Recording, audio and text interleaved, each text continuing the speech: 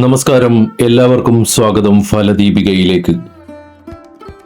കർക്കിടകൻ രാശിക്കാർക്ക് 2026 സെപ്റ്റംബർ മാസം ജ്യോതിഷപരമായി വളരെ നിർണായകമായ പല മാറ്റങ്ങളും കൊണ്ടുവരുന്ന ഒരു കാലഘട്ടമാണ്. പ്രധാന ഗ്രഹങ്ങളുടെ രാശിമാറ്റവും അവയുടെ ശുഭാശുഭ സ്ഥാനങ്ങളും നിങ്ങളുടെ ജീവിതത്തിലെ ഓരോ മേഖലയെയും എങ്ങനെ സ്വാധീനിക്കുന്നുവെന്ന് വിശദമായി പരിശോധിക്കാം. ഈ മാസം നിങ്ങളുടെ പൊതുവായ ആരോഗ്യ നിലവാരം വളരെ മികച്ചതായിരിക്കും. ശരീരത്തിന്റെ പ്രകൃതത്തെയും പ്രതിരോധശേഷിയെയും സൂചിപ്പിക്കുന്ന 1-ാം ഭാവത്തിൽ അഥവാ ജന്മരാശിയിൽ ഏറ്റവും വലിയ ശുഭഗ്രഹമായ വ്യാഴം നിലകൊള്ളുന്നതിനാൽ രോഗപ്രതിരോധശേഷി വർദ്ധിക്കുകയും ശരീരത്തിന് നല്ല ഉന്മേഷവും ഊർജ്ജസ്വലതയും അനുഭവപ്പെടുകയും ചെയ്യും. 5-ാം ഭാവത്തിന്റെ അധിപനായ ചൊവ്വ 12-ാം ഭാവത്തിൽ സഞ്ചരിക്കുന്നതിനാൽ സെപ്റ്റംബർ 19 വരെ ഭക്ഷണകാര്യങ്ങളിൽ കൂടുതൽ ശ്രദ്ധ പുലർത്തേണ്ടതുണ്ട്. ദീർഘദൂര യാത്രകൾ ചെയ്യേണ്ടി വരുമ്പോൾ പുറത്തു നിന്നുള്ള ആഹാരവും വെള്ളവും പരമാവധി ഒഴിവാക്കണം.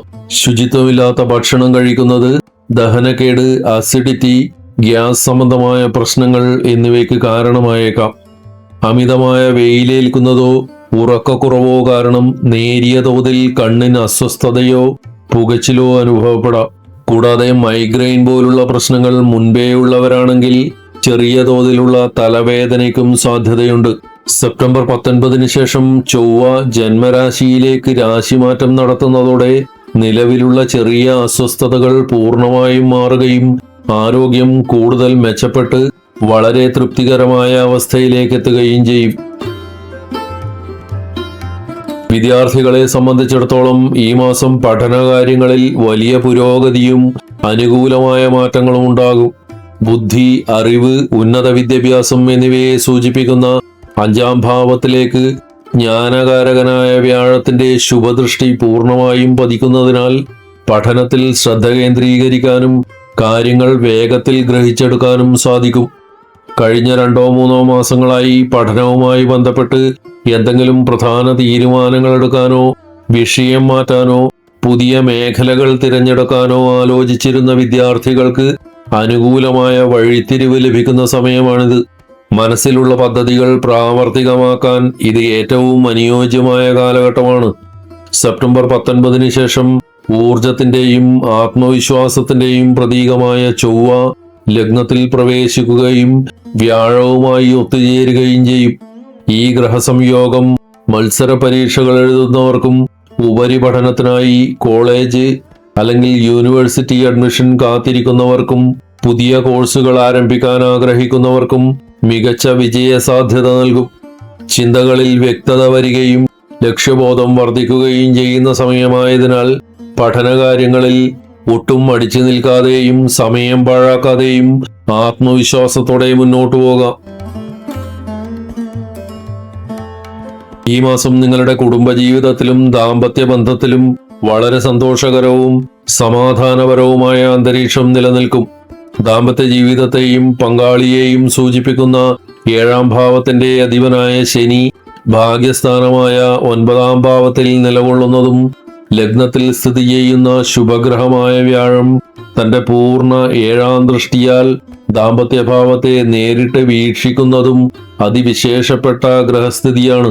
സപ്തമാധിപൻ ഭാഗ്യസ്ഥാനത്ത് നിൽക്കുന്നതിനാൽ പങ്കാളിക്ക് തൊഴിൽപരമായും വ്യക്തിപരമായും വലിയ ഭാഗ്യാനുഭവങ്ങളും ഉയർച്ചയും ഉണ്ടാകും. അവരുടെ ജീവിതത്തിലെ പുരോഗതി കുടുംബത്തിൽ മൊത്തത്തിൽ വലിയ ഐശ്വര്യവും സന്തോഷവും കൊണ്ടുവരും. നിങ്ങളുടെ എല്ലാ കാര്യങ്ങളിലും പങ്കാളിയുടെ പൂർണ്ണമായ പിന്തുണയും സ്നേഹവും ലഭിക്കും. വ്യാഴത്തിന്റെ ശുഭദൃഷ്ടി ദാമ്പത്യ സ്ഥാനത്ത് പതിക്കുന്നതിനാൽ ഭാര്യാഭർത്താക്കന്മാർ തമ്മിലുള്ള ആശയവിനിമയം വളരെ സുഗമമാകും. മുൻപുണ്ടായിരുന്ന ചെറിയ തെറ്റിദ്ധാരണകളും അസ്വാരസ്യങ്ങളും മാറി പരസ്പര വിശ്വാസവും പൊരുത്തവും വർദ്ധിക്കും.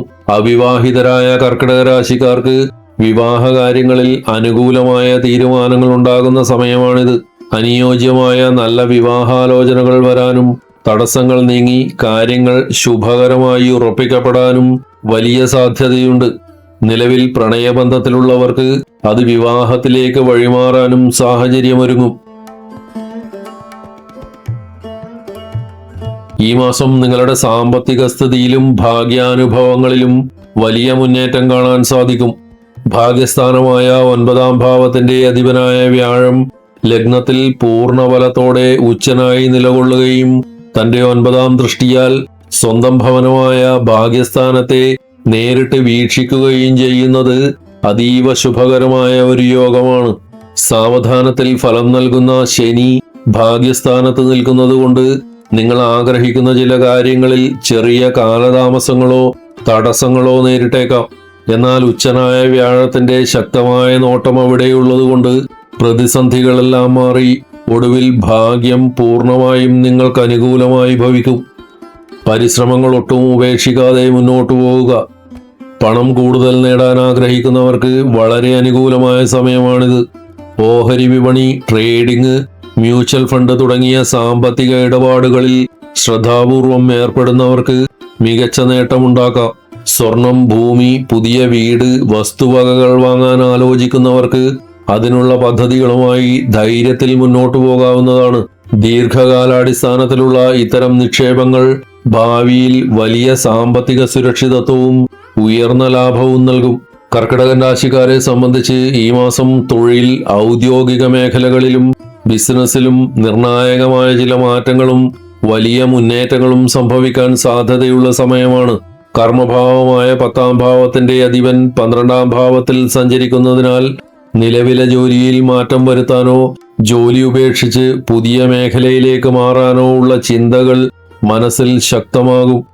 വിദേശത്ത് ജോലി നേടാൻ ശ്രമിക്കുന്നവർക്കും പ്രമുഖ മൾട്ടിനാഷണൽ കമ്പനികളിലേക്ക് മാറാൻ ആഗ്രഹിക്കുന്നവർക്കും ഇത് വളരെ അനുകൂലമായ വഴിത്തിരിവുകൾ സമ്മാനിക്കും. സൂര്യനും ബുധനും ധനസ്ഥാനമായ 2ാം ഭാവത്തിൽ നിലകൊള്ളുന്നതും ശുക്രന്റെ അനുകൂല ഭാവമാറ്റവും തൊഴിലന്വേഷകർക്ക് വലിയ നേട്ടങ്ങൾ നൽകും. ഈ മാസം ഉടനീളം അഭിമുഖങ്ങളിൽ മികച്ച പ്രകടനം കാഴ്ചവെക്കാനും അനുയോജ്യമായ നല്ല ജോലി കരസ്ഥമാക്കാനും സാധിക്കും. സെപ്റ്റംബർ 19 ശേഷം 10ാം ഭാവാധിപനായ ചൊവ്വ ലഗ്നത്തിലേക്ക് എത്തുന്നതോടെ വലിയ ഊർജവും ഉത്സാഹവും അനുഭവപ്പെടുകയും ഔദ്യോഗിക ലക്ഷ്യങ്ങൾ കൃത്യസമയത്ത് പൂർത്തിയാക്കാൻ സാധിക്കുകയും ചെയ്യും.